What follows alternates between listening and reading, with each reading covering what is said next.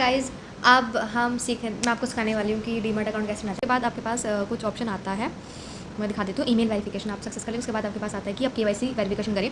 तो आप वेरीफाई वाले ऑप्शन पे क्लिक करो, वहाँ पे अपना मोबाइल नंबर डालो जो आधार कार्ड से लिंक हो।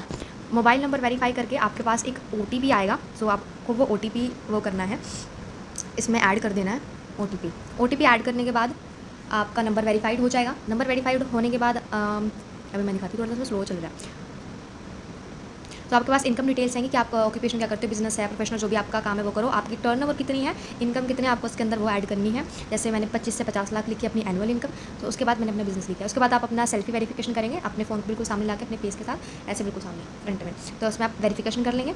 तो क्योंकि सेल्फी वेरिफिकेशन बहुत ज़्यादा जरूरी होती है कि ऐसे ना किसी का भी अकाउंट बना दोगे, तो फटाफट से अब हम सेल्फी वेरीफाई कर लेंगे। वेरीफाई करने के बाद आपके पास आता है ऑप्शन पैन कार्ड करने का, क्योंकि उसमें टीडीएस वगैरह की कुछ इन्फॉर्मेशन होती है, तो उस वजह से आपको पैन कार्ड लगता है। तो पैन कार्ड की आपको फ्रंट साइड इसमें कैप्चर करने, आप डाउनलोड भी कर सकते हो, डॉक्यूमेंट भी ऐड कर सकते हो, साथ में आप एकदम खींच के साथ में डाल सकते हो। उसके बाद आपके पास फ्रंट साइड का फोटो खींचना है, फोटो खींचने के बाद कैप्चर फोटो कर लिया, उसके बाद फ्रंट साइड, और उसके बाद पैन नंबर डालना है आपको, फुल नेम और अपनी डेट ऑफ बर्थ डालें जो कि आप पैन कार्ड में डालते हो, सही डालने, बिल्कुल एक्यूरेट होनी चाहिए। सो सबसे पहले ये मैंने डाल दी है, और उसके बाद आप प्रोसीज कर ले। और अगर आपके पास आपका आधार कार्ड डिजी लॉकर से लिंक है या फ़ोन नंबर से लिंक है तो आप इस पर येस करें। अगर आपको अपना डिजी लॉकर याद है, नहीं तो आप नो भी कर सकते हो। मुझे याद था तो मैंने अपना डाल दिया डिजी लॉकर। उसके बाद आपके पास ओटीपी वगैरह आएगा, तो आपको ओटीपी वगैरह फिल करना है।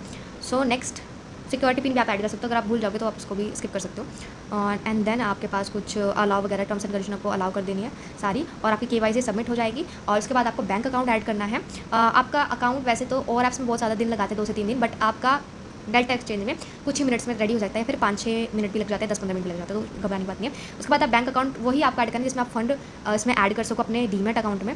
तो आपको अपना अकाउंट नंबर और IFSC कोड डालना है। बैंक अकाउंट ऐड होने के बाद आपका ये हो चुका है डीमैट अकाउंट ओपन। अब आप जैसे मर्जी ट्रेड कर सकते हैं, आपको इसके अंदर ऑप्शन भी मिलता है, आप कितने मर्जी पैसे डाल सकते हो, बट 500 रुपये से ऊपर आपको उसमें डालने पड़ते हैं। तो वीडियो कैसे कमेंट जरूर करना, फॉलो जरूर कर देना। ट्रेड विद नामिका या ट्रेडर नामिका को। Bye bye.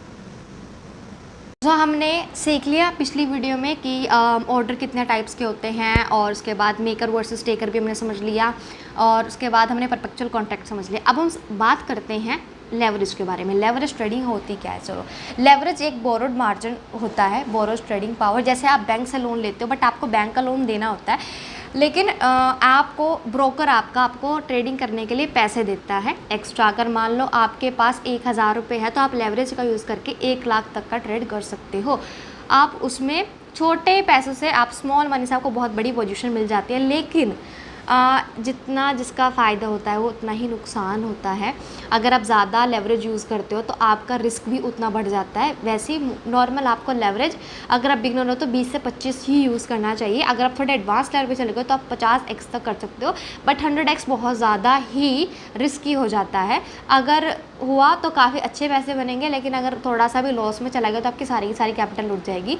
तो ट्रेडिंग में सबसे पहला आपका यही काम होता है, ये नहीं कि एक ही दिन में करोड़पति बन जाना, नहीं, आपको पैसे भी बचाने होते हैं। अगर आपकी कैपिटल बचेगी तभी आप एक अच्छे प्रॉफिटेबल ट्रेडर बन पाओगे। अगर आपकी कैपिटल ही सारी स्वाइप अप सारी की सारी उड़ गई तो आप किसके साथ ट्रेड करोगे?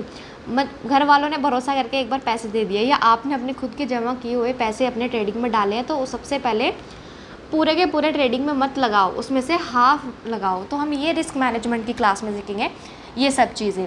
तो अगर आपको वीडियो पसंद आई तो कमेंट में ज़रूर बताना। मिलते हैं अगली वीडियो में। Bye bye.